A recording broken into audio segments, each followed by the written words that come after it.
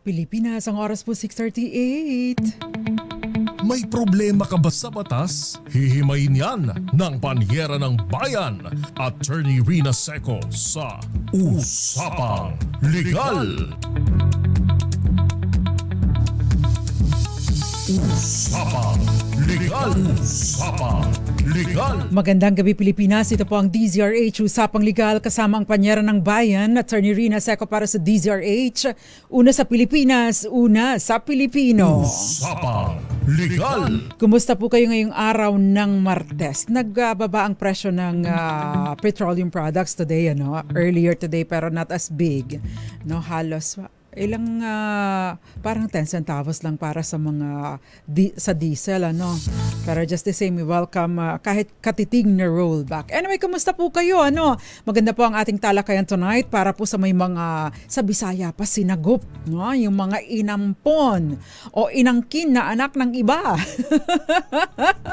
Yung may mga tinulungan, inalagaan, kinalinga, bagaman at hindi nila kadugo, hindi nila kaano-ano, talagang itinuring na kanilang pamilya, kanilang anak. Usapang Legal. May pagkakataon na ito ay sa pamamagitan ng simulated birth. Anong ibig sabihin nito? Tatalakay natin later, although na-discuss na natin ito in the past. Yung iba naman idinaan sa legal na proseso ng pag-aampon, dahil mamaya po tatalakayin din natin yung RA 11642, yung Domestic Administrative Adoption and Alternative Child Care Act of 2022 dahil ito po yung bagong paraan ng pag-aampon na hindi na kailangan pang dumaan sa korte. Usapang Legal. At syempre para po doon sa may mga inampon na hindi dumaan sa legal na proseso dahil dati po bago pa doon sa ating Domestic Administrative Adoption Act kailangan pong idaan sa korte, ikaso petisyon sa korte para sa legal na pag-aampon. Ngayon ngayon po kasi hindi na kailangan dumaan sa korte. Kapag ka po ganito, in the past, ang ginagawa, diniretso na lang kasi nagtitipid, ayaw nang mag-engage ng lawyer, ayaw nang dumaan pa sa korte. Ang ginagawa, pupunta sa isang lugar, doon irirehistro ang bata. Halimbawa ako ay hindi naman ako nagbuntis, pero pumunta ako sa ibang lugar dahil meron akong bata na inampon at irirehistro ko na siya. Kesa dumaan pa sa proseso, isi-shortcut ko na lang, irirehistro ko sa pangalan ko. Yun po yung tinatawag na simulated birth. Kapag ganito, ano ba yung legal na implikasyon nito? At syempre pa, ito po ay konektado lahat sa pagmamana. Usapang Legal. At ano nga ba ang sinasabi ng batas patungkol sa karapatan ng mga ampon sa manahan? Usapang Legal. Yan po at iba pa ang ating tatalakayin tonight dahil ang tanong, attorney, ampon po ako ng parents ko. Wala po silang biological child. Nauna, nawala si papa, sumunod si mama. Ngayong pareho na silang wala. Yung mga kapatid ko po, kapatid po ng adoptive mom ko ay naghahabol at gusto nilang kunin ang lahat ng naiwan ni mama. Usapang Legal. Ang tanong, may karapatan ba? Yung mga kapatid ni mama na habulin pa ang mana na inaangkin na syempre rin itong kasi kaisa-isang anak, di ba? Adopted. Ang tanong ngayon, ito bang adopted na sinasabi pertains to legal adoption, Kasi kapag po legal ang adoption, ay ang sinasabi po sa ating civil code, Ayon po sa ating civil code, yung adopted children, ay nagsasucceed o nagmamana ng property mula sa adopting parents, katulad ng pagmamana ng isang legit or ng mga legitimate or marital children. Usapang Legal. For purposes of kumbaga inheritance rights, wala pong distinction, walang distinction ang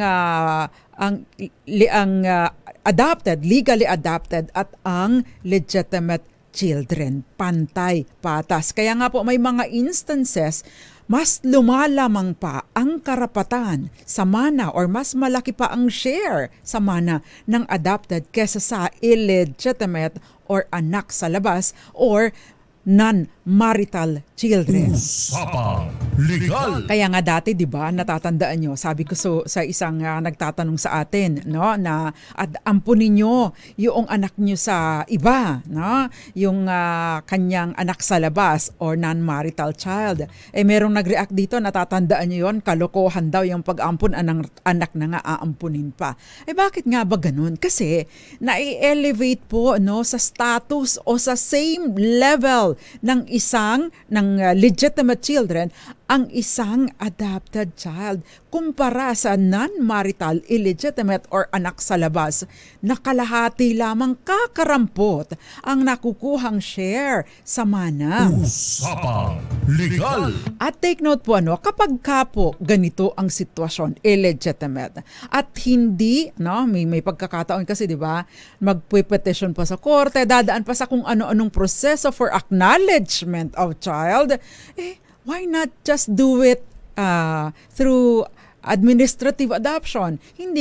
Wala nang paternity, wala nang proof of paternity. Kailangan lang, yung administrative adoption. At hindi na kailangan pang dumaan sa korte. Usapang Legal. Alam niyo po, sa mga probinsya or maybe even in Manila. Pero kasi ako naman probinsyana, laki po akong probinsya. Marami yung mga kakilala ko na, anak ng kamag-anak, yung kawawang kamag-anak, mahirap ang buhay. Pupunta doon sa pamilya na medyo nakakaangat-angat. Minsan idinidiretso na ng rehistro. Pagkatapos nagkakalimutan na. Pero pagdating ng manahan, bagaman at noong panahon na nabubuhay pa lahat, yung mga kamag-anak, napakababait. Ining, totoy, ading, ano ba yung isa? Ano ba yung tawag?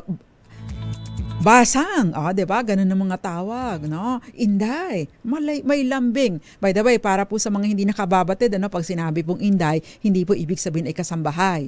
Ang inday is lambing, Parang neneng, day, Hindi po siya discriminatory. Yun po ay tawag, endearment, kumbaga. Usapang Legal. Kapag ka po buhay pa, napakababait sa isa't isa. Pero pagdating ng manahan, gera patani na. Bakit? Kasi pag pera ang pinag-usapan, ari-arian propriedad, ay talagang nag-a-assert ng karapatan kanya-kanya ng claim. At yun ang pinag-uugatan ng gulo. Usapang Legal. Sabi nga nila ay hindi na moderate ang greed.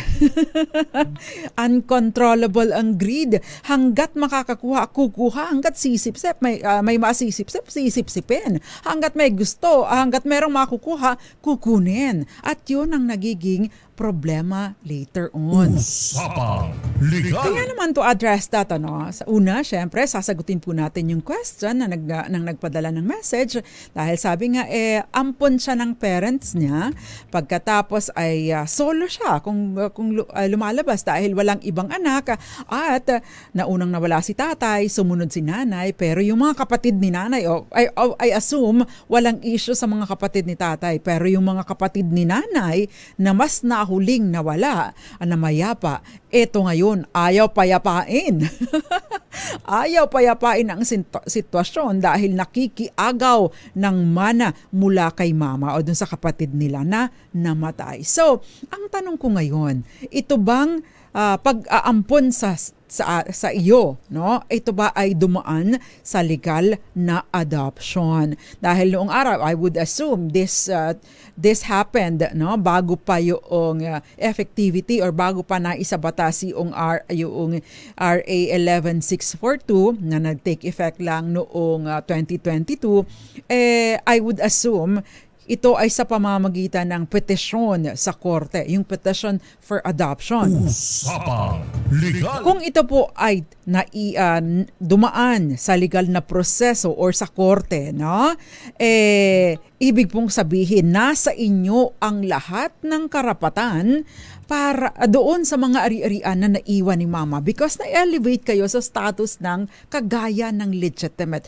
Para na rin kayo ay biological child. Ang epekto nito in terms of your rights. Usapang. Pero kung kayo naman po ay nandun sa sitwasyon na kinuha, inalagaan, inirehistro sa kanilang pangalan, doon tayo may problema. Bakit? Kasi kapag may naghahabol, ang kailangan niya lang nilang patunayan ay hindi nagbuntis ang kapatid ko. Imposible maging anak niya ito at wala itong adoption or hindi ito dumaan sa legal na adoption. Kapag napatunayan ito, kapag ganito ang sitwasyon, hindi dumaan sa legal na proseso, ang mana or ang kukuha ng mana or ang may karapatan sa mana ay una, mga magulang ni mama, yung lolo't lola ng adoptive mom mo, or kung wala na yun, yung mga kapatid ni mama ang maghahati-hati dito. At in the absence of a will, wala ka talagang matatanggap. Usapang legal. Kaya lesson po sa mga may inaampon, idaan sa legal na proseso, lalo na napakasimple na po. I mean, so much simpler ang pag-aampon ngayon. Ayan. Magandang umaga, magandang tanghali, magandang gabi sa inyong lahat.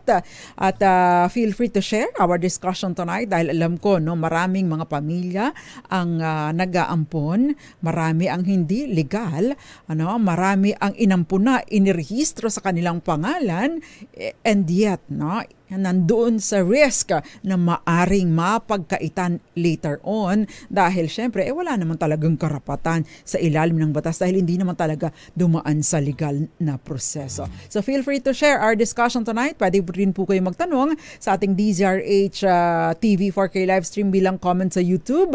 At syempre pa, pwede din po kayong magpadala ng question sa DZRH News at DZRH News Television Facebook pages.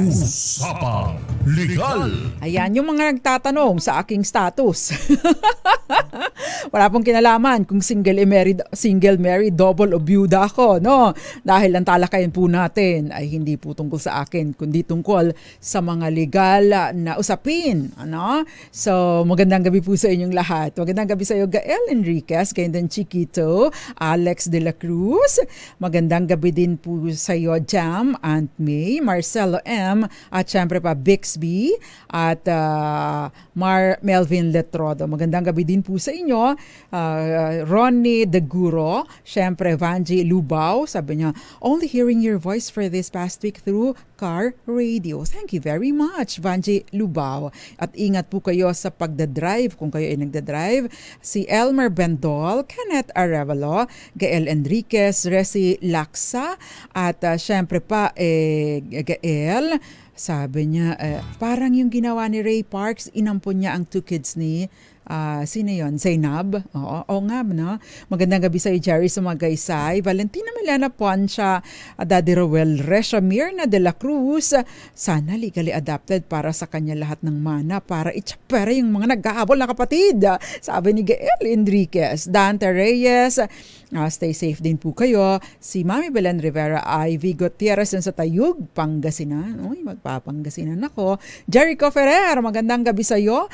Si Tita Ami Miraflor Garcia, Eduardo Narvaez, Roxanne Costo at Kenneth Arevalo. At yung iba pang hindi nabanggit, paramdam po kayo para mabanggit natin ang inyong mga pangalan. At magbabalik po ang DZRH, usapang legal kasamang panyaran ng bayan, Attorney Rina Seco.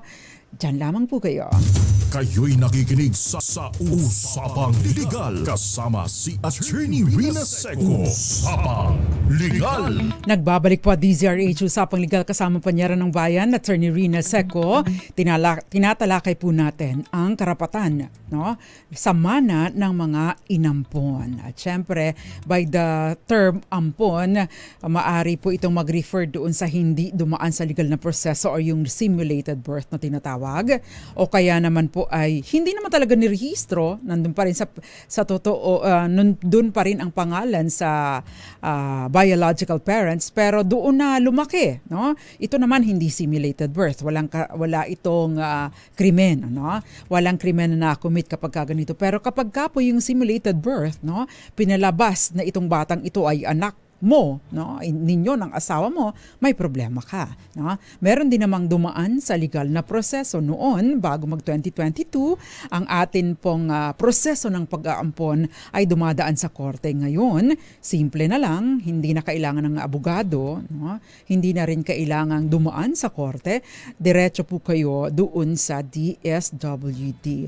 Meron pong RACO, no, na tinatawag Regional Alternative Child Care Office. Doon po sinasampa ang petisyon para sa adoption. Meron pong prosesong pagdadaanan, marami rin mga requirements, pero itong mga bagay na ito, kailangan nyo pa rin patunayan sa korte kung sa korte pa dumadaan. So this is in essence cheaper, simpler, at syempre, mas mabilis. Usapang Legal! Yun, binanggit na po natin, kapag ka po legal ang pag-a-adopt, no? Whether it is through court or sa pamamagitan ng bago na ngayon, yung Administrative Adoption Act, no?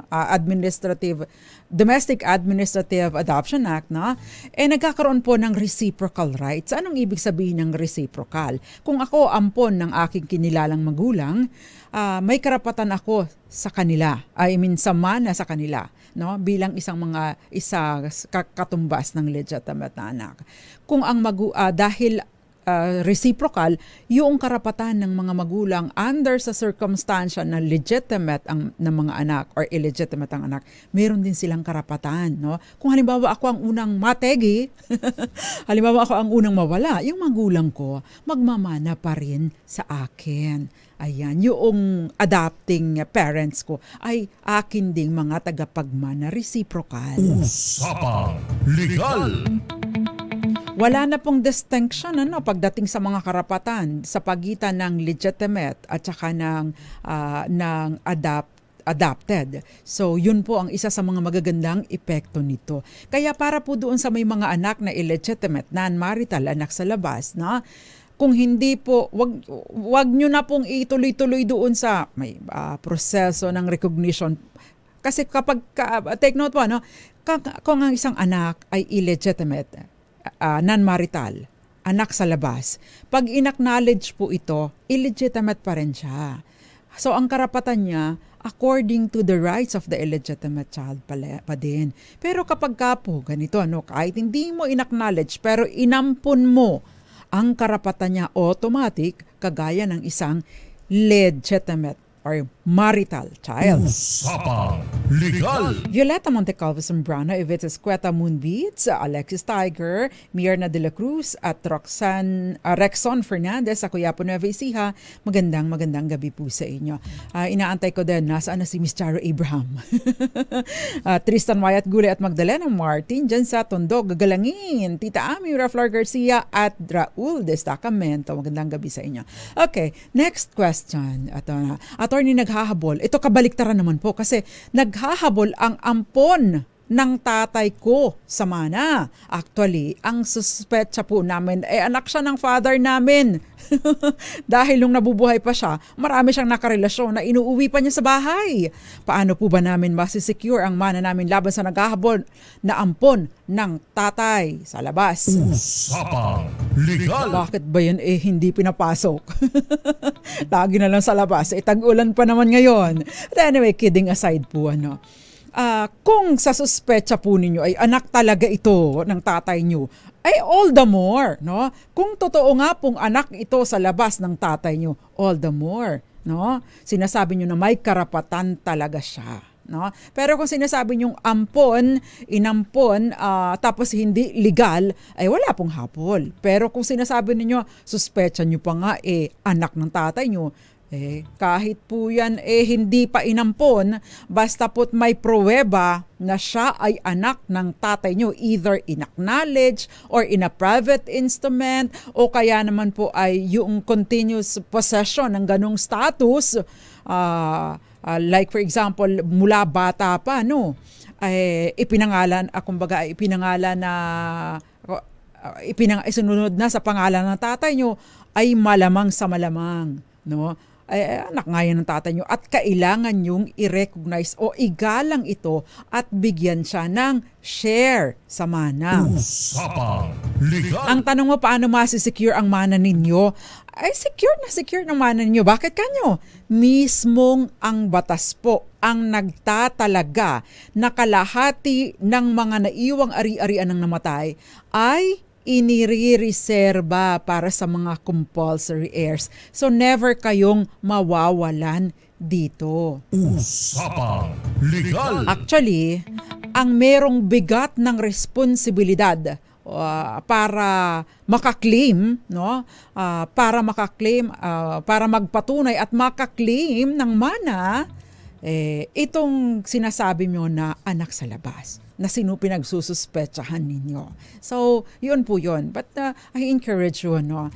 Tayo namang lahat ay may potensyal no umangat sa buhay. Yung mana natin, bonus na lang yun. So, i-acknowledge po natin, kung totoong kapatid natin, igalang po natin ang kanyang karapatan. Usapang Legal. Maganda nga po nagsusumikap tayo sa ating mga sarili para hindi tayo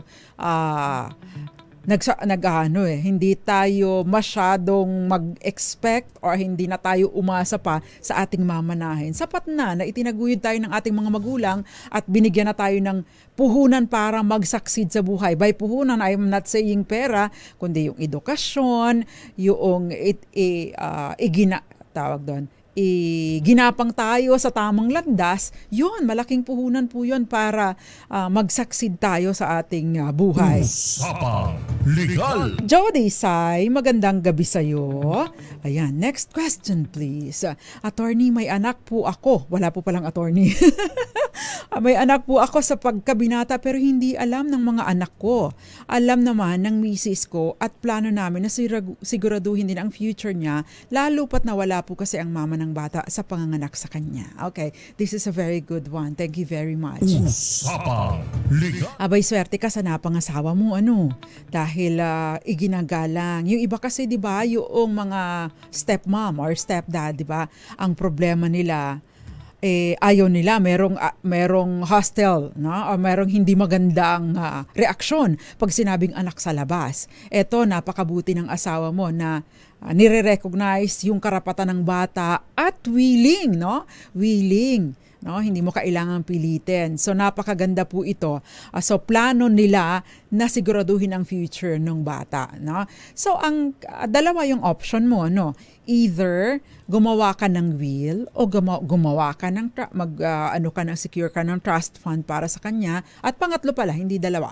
Pangatlo, isang option mo din. At kung papayag ang asawa mo na ampunin itong batang ito, that way nale-level ang playing field, ang mga karapatan nitong anak mo sa iyong asawa at yung anak mo sa pagkabinata. Pare-pareho sila na pare-pareho sila na legitimate children, no? That way mawala man kayo, at wala kayong maiwang will, wala magiging problema, magiging patas ang hatian. Usapang Legal. Okay, sabi ni Gael, agree. Magpundar, wag aasa sa mana. Sabi ni Gael pa, napakabait naman ng misis. Oo nga eh. Ito yung sabi ni anong tawag do? Ay, ito, may nawala na naman. Babasahin ko po mamaya si Florence Regala, meron siyang pahabol meron siyang message, babasahin ko later, no? Si Peter Albia, magandang gabi sa Butuan City. Magandang gabi po sa inyo. Next question please. Ayan, may karapatan po ba ang legally adopted sa mana ng lolo? Patay na po ang magulang, may isang tunay na anak at may isang ampon. May karapatan po ba ang ampon sa mana ng lolo? Thanks po, attorney. Usapang Legal. So in short, no, text or kung sino man, no, merong ampon, legal, dumaan sa legal na proseso. Again, as I have said, kapag ka po ang isang bata ay legally adopted, lalo na po ngayon na nagkakaroon ng reciprocal rights. So ibig pong sabihin, kapag ka sinabing reciprocal, both testate and intestate o yung may will man o wala, and at the same time nagki-create, dati in the old law ang nagkakaroon lang ng relationship ay si adopted at saka si adopter, yung inampon at yung nag-ampon, walang pakialam yung kanyang ibang mga kaanak. Ngayon with the new law, no, yun pong ampon nagkakaroon ng relationship, ng filiation, ng relasyon doon sa mga kamag-anak, kaanak ng nag-ampon sa kanya. So kung ako ay ampon, kung ako ay inampon ng magulang ko, kahit pa anak ako sa totoong in reality, ang aking biological parents ay say for example hindi kaano-ano ng aking mga adopting parents, ako ay nagiging apo na din, no, ng magulang ng nanay at tatay ko na nag-ampon sa akin, and therefore may karapatan din ako na magmana mula sa kanila kung sakasakali. In fact, magkakaroon ako ng tinatawag na right of representation. Anong ibig sabihin nito? Tinalakay na po natin itong right of representation.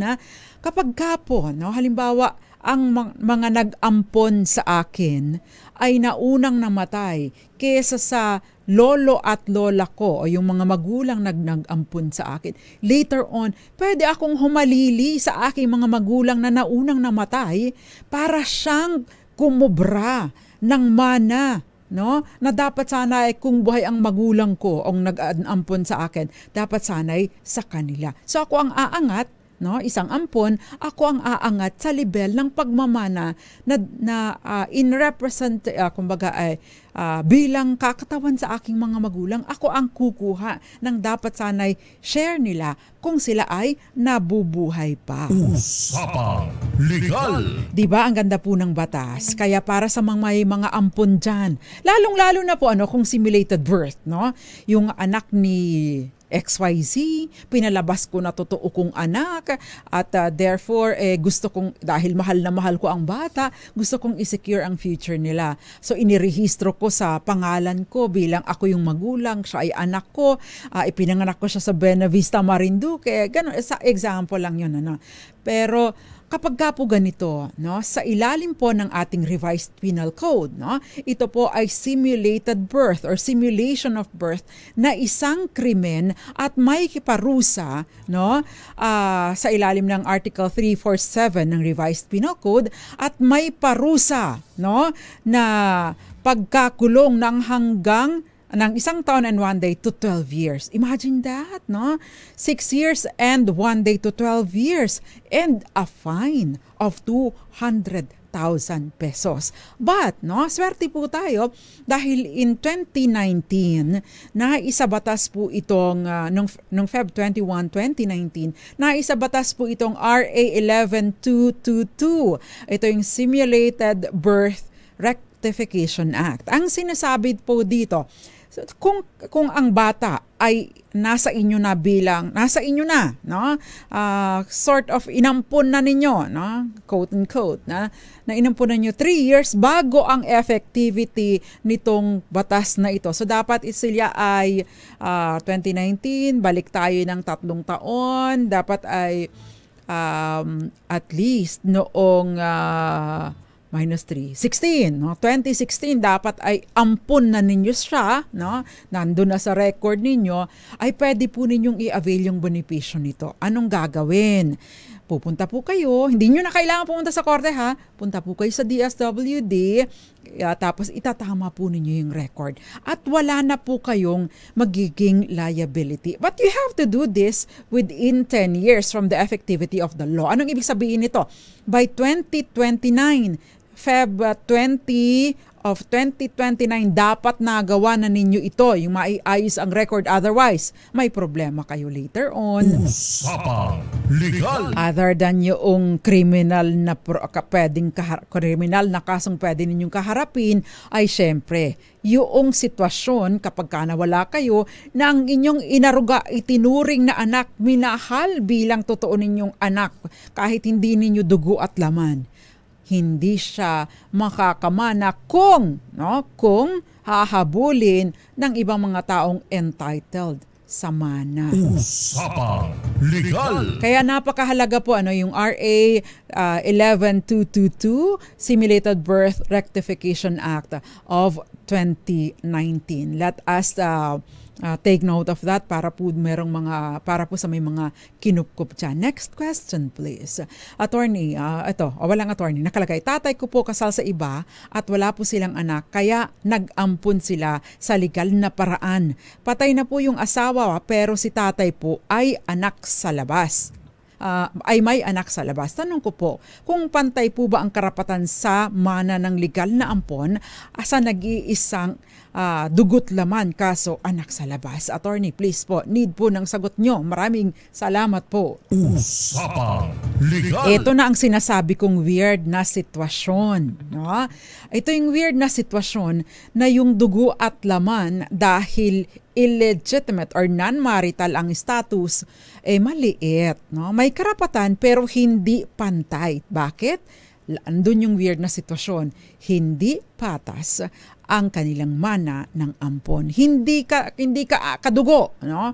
Ang kanilang relasyon ay dahil lang sa batas. Pero lamang pa din ang mana ng ampon dahil kung si ampon legal na inampon ay entitled sa 1 milyong pisong mana, itong anak sa labas, dugo at laman ni tatay, kalahating milyon lang ang kanyang matatanggap. Bakit? Kasi non-marital child siya. Usapang Legal. Kaya again, option po sa mga ganito, ampunin ninyo ang inyong illegitimate or non-marital child. Kung hindi man, gumawa po kayo ng will, yung usual na tinatawag na natin na last will and testament para din sa proteksyon ng ating anak. That is the only way na mapapatas natin ang kanilang mga tatanggapin. Usapang Legal. Ma'am Violi, magandang gabi sa iyo. At syempre pa yung mga nanonood sa atin dyan sa San Pedro, Laguna. Lalong nakalimutan ko si Ginoong Alcantara. Magandang gabi po sa inyo. Yung may-ari ng dyan. Mga nanonood po kasi sa atin daw.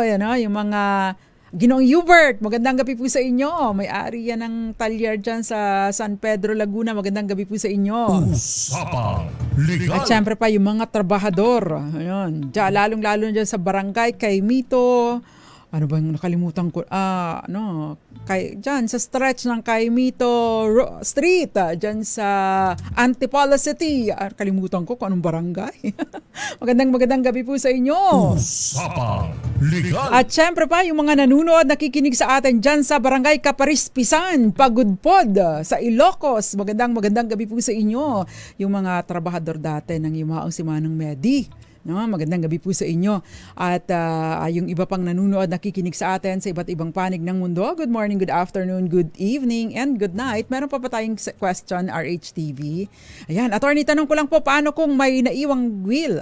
Ayun, namatay na magulang sa isang ampon. Wala na bang habol doon ang mga kapatid ng magulang? Yan po at iba pa ang sasagutin natin sa ating pagbabalik. And if you have questions, feel free to send para po masagot natin tonight. Kayo'y nakikinig sa Usapang Legal kasama si Attorney Rina Seco. Usapang Legal. Nagbabalik pa DZRH Usapang Legal kasama panyara ng bayan, Attorney Rina Seco. Tinatalakay po natin karapatan ng ampon. RHTV, paki-flash mo lahat. Attorney, tanong ko lang ko, paano kung may naiwang will yung namatay na magulang sa ampon? Wala na bang habol doon ang mga kapatid ng magulang? Salamat po. Ayan. Kung legal po ang pag-aampon, yung kapatid ng magulang, wala na po siyang karapatan na maghabol. Bakit? Kung legal kasi katumbas ng legitimate child ang iyong karapatan. So take note kapag ka po ganito, kapag ka po may anak, and by anak, kapag ka po may anak, by anak I mean yung legitimate at saka yung ampon and illegitimate. At tanggalin muna natin yung illegitimate. Dahil kapag ka po may anak na legitimate at saka o kaya naman ay may anak na ampon, no? Totally nawawala na po ng karapatan sina lolo at lola, yung magulang nung namatay, no? Nagkakaroon lang ng karapatan yung magulang ng namatay sa mana mula sa kanyang anak kapag no, ang naiwan ay ang asawa nitong namatay o kaya naman ay tanging illegitimate child or children lang ang naiwan. Pero kapag po may naiwang legitimate o kaya na may naiwang ampon, wala na sila lolo at lola. Yun. Ayun, yung pagkakaiba nila. Usapang Legal. Ayun, meron pang question dito. Attorney, paano po ba, attorney? Wala na po ang father namin. May bigla pong lumabas na anak daw siya ng father namin. Anak daw po sa labas. Sabi ng isang sister namin, antay namin yung ebidensya. Wala po kasi ang name at pirma ng father namin sa birth certificate niya. Usapang Legal. Ito po ngayon ang komplikasyon. Bakit kanyo? Kasi 'di ba, ang pinakamatibay ng ebidensya ng filiation o paternity ay yung pagpirma sa birth certificate. Yung birth certificate because, well, ang presumption is hindi ka magsisinungaling sa birth certificate pag nagsinungaling ka. Aba yun ay perjury, no? Yun ay may kaukulang kriminal na pananagutan. Pero kapag ka po ganito, halimbawa, sinasabi niyo walang ebidensya o nag-aantay pa lang kayo, kapag ka po kasi normally, kapag ka magkiklaim, usually during the lifetime of the father, yung recognition. But kapag ka hindi po ito nagawa, kapag ka oras ng manahan. Ayan, kaya nga sabi ko doon sa professor ko dati, "Sir, ilan ba ang anak mo?" Sabi niya, "Isa lang. Meron akong isa akong legal na ampon. Pero malalaman ko ang lahat kung ilan talaga or saka natin malalaman kung ilan lahat ang anak ko kapag ka nakakabaong na ako." Kapag nawala na ako dahil syempre lalabas ang mga anak sa labas. Ayan. Anyway, kapag ka po ganito, syempre kapag ka po illegitimate, tapos walang birth certificate, wala doon, hindi nakapirma si tatay, no? Pwede po yung acknowledgement in a public document or private handwritten document. Ano ba yung acknowledgement in a private document? Halimbawa ay admission of paternity, affidavit of acknowledgement, ayan, mga duly notarized. O kaya naman, private handwritten instrument. Dear anak, nagmamahal mo ang nagmamahal, tatay. Ayan. Usapang Legal. O kaya naman yung tinatawag na open and continuous possession of the status of a child. This means na yung bata ay has always been treated, no, na kanyang anak. No? At si anak ay tinuturing din na tatay. No? Yun po yung open and continuous possession of the status of a child. O kaya naman ay court order. May pagkakataon, wala ito. O ano naman ang gagawin mo kung ikaw, no? Or ikaw halimbawa ay mga anak ka, no? Legitimate child ka at merong gustong dumagdag na maki-claim, makinabang sa mga naiwan ni tatay, no? Kapag ka po ganito, maari po na hilingin nyo o magpakita ka ng DNA test, no? Doon, pag nag 99.9%, kapatid mo nga yan, anak nga yan ni tatay, and therefore dapat mong igalang ang kanyang karapatan sa pagmamana. Usapang Legal. Magandang gabi sa iyo, Eton Bulalayaw, Facebook ni Roy. Magandang gabi sa iyo, Engineer Ray Mart. At syempre pa yung mga, nag-aantay daw ito sa coding. Abay, pare-pareho tayong coding today. Magandang gabi sa iyo, Jovelyn Pasqua. Diyan saan ka nag-message? Maricor Angeles, Ramon Abadillo, at Hill Ocampo sa Tiaong, Quezon. Miss Joy Garimbao, Arnolfo Onofre, hello din sa'yo. Usapang Legal. Okay, so napakahalaga po kung halimbawa may illegitimate na birth certificate, acknowledgement in a public or private instrument, yung open and continuous possession of the status of a child. Say for example, hindi nga nakapirma si tatay sa birth certificate pero nandun pangalan niya. At si tatay, alam niya na siya ang nakalagay doon, no, sa kanyang birth certificate at hindi niya ito dinispute. O kaya naman ay doon sa eskwelahan, yun, sa kanyang record sa eskwelahan. O kaya naman ay sa kanyang baptismal original certificate. Mga ganito po. At syempre pa yung DNA testing, no? Kapag wala itong mga ito. So ang advice po natin doon sa mga kapatid, igalang po natin. At kung sakasakali po magpuproceed kayo doon sa say for example settlement ng estate, no, sa ilalim po ng rules of court, yung Rule 74, naka-inscribe, naka-annotate, yung 2 taon, no, na meron pang not really a holding period pero may notice na pwedeng habulin within a period of 2 years, no, nang hindi lang ng tagapagmana at kundi ng mga claimant, iba pang claimant kagaya ng mga say for example, creditors, no? Dahil yung mga pinagkakautangan ng namatay, pwede pa rin pong makasingil doon sa estate. In fact, dapat po munang mabayaran ang utang, pati ang buwis, bago maghati-hati. Usapang Legal! Although yung bayarin po sa pinagkakautangan, madideduct po yun or mababawas doon sa net taxable estate. Anong ibig sabihin nito? Tatanggalin mo muna yon para malinis muna. Aawasin na din yung sa pagmamanahan yung sa bubuwisan, no? Aawasin sa bubuwisan yung standard deduction at saka the value of the family home. Hermie De Leon, magandang gabi sa iyo. At sino pa ba ito? May mga nagme-message lumalabas dito sa relo ko. Ayan. Magandang gabi po sa inyo. Usapang Legal! Ayan. So, next question. Ito. Magulang ko. Wala na tayong question RHTV, ano? But may question pa po dito. Si RG Gregorio or R. Gregorio. Tatay po, kasal sa iba at wala po silang anak, kaya nag-ampon sila sa legal na paraan, patay ng mag-asawa, pero si tatay po ay may anak sa labas. Ito, nasagot ko na pala ito, no? Na-screenshot ko pala din ito. At ako, legal adopted ng dad ko, meron akong kapatid, siya ay tunay na anak. Di na ako nagtanong kung may minana ako, sapat na sa akin na inarugaan at tinuring ako bilang tunay na anak at dinala pa ako sa Canada. So no worries, nagpapasalamat ako at utang na loob ko kay Papa dahil tinuring ako bilang isang anak. Bagaman at matigas ang ulo ko, R.I.P. Dad. Ay, nakikiramay po kami sa iyo. Usapang Legal! Magandang perspective po ito, ha? Magandang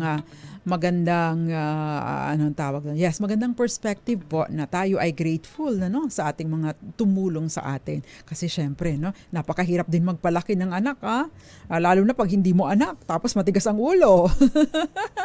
Ang ampon ba ay may mana pa mula sa tunay na magulang? Kapag ka po pinamanahan siya, nakaasad po doon sa bagong batas, kapag ka po merong will, so magmamana pa din po siya. But in the absence of a will, wala na po siyang mamanahin dahil ang reciprocity ng rights sa isa pagitan ng adopter at ng adopted, hindi doon sa biological parents. Usapang Legal! Okay, maraming iba pang nanonood sa atin, mga taga Tondo, Manila. Magandang gabi po sa inyo. At Hilo Campo, nabanggit ko na yata ito. Usapang Legal! Mga taga Banton, Romblon, magandang gabi po sa inyo. Maayong gabi ikaninyong tanan, mga tagapakinig natin, taga-subaybay natin dyan sa Visayas and Mindanao, lalong-lalo na po dyan sa Sarangani Province at General Santos City. Gayun din yung nakilala ko. Ay, nakalimutan ko. Pasensya na po, ma'am. Meron kasi ako, nagpunta po kami ng Thailand ng mga kapatid ko. May nakakilala sa akin doon. Narinig niya yung boses ko, tapos tiningnan niya ako, tapos nakilala niya ako. Yun. Magandang gabi po sa inyo, ma'am. Meron siyang boutique dyan sa Lawag. Magandang gabi po sa inyo. Pasensya na, no? I-message niyo po ako para mabanggit ko yung pangalan ninyo sa susunod na pag-upo natin dito. May tanong po ako, paano po kung may naiwang will? Okay. Nasagot na natin ito. Attorney, magtatanong po sana, matagal na kaming hindi nagsasama ng asawa ko. Kasal po kami, may inampon po kami since birth at may paper na po na inako at inampon namin ang bata. Ngayon ay 20 years na po ang ampon namin. Pag po ba nawala na ex-husband ko, ako pa rin po ba at ang ampon namin ang unang beneficiary niya o pwede niya kaming palitan as beneficiary at ipalit ang pangalan ng kinakasama niya ngayon? Okay. Usapang Legal! Napakahaba po ng question niya, no? Pero kapag ka po kayo ay nananatiling mag-asawa at hindi naman kayo na disinherit at walang ground para sa disinheritance, no? kayo po ay nananatiling tagapagmana ng inyong asawa kahit pa matagal na kayong hiwalay. No, basta't kayo ay legally married pa. Now, as to yung ampon, yun pong ampon, basta legal ang pagkakaampon, ay yun po ay tagapagmana din ng inyong asawa. No? Kahit pa inabandonan na niya kayo.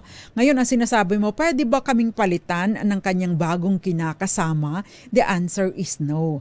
Dahil kapag ka po illicit ang relationship, ibig pong sabihin, hindi po ipinagbabawal po ito ng batas, and therefore kahit pa may will, i-disregard po ito at i-reinstate kayo bilang compulsory heir o legal na tagapagmana. Usapang Legal!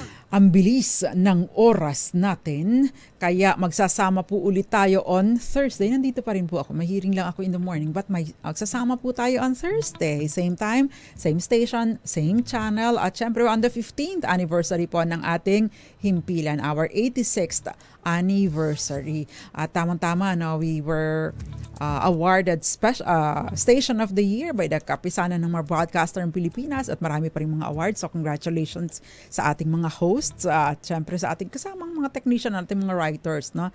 Effort po ito ng lahat. At syempre maraming salamat sa nakasama ko sa kabilang side. Ang aking paborito, Cherick Barreto. At syempre pa mga taga-DZRH TV, yung mga hindi ko nasagot, ipadala nyo po sa akin bilang private message. Magsama-sama po tayo Thursday. At nabayanan po sa sunod na programang Lunas at Lunas Extension para sa mga mahalagang impormasyon tungkol sa kalusugan. Ako po ang panyera ng bayan, Attorney Rina Seco para sa DZRH. Una sa Pilipinas, una sa Pilipino. Sumainyo ang mga dagdag kaalaman.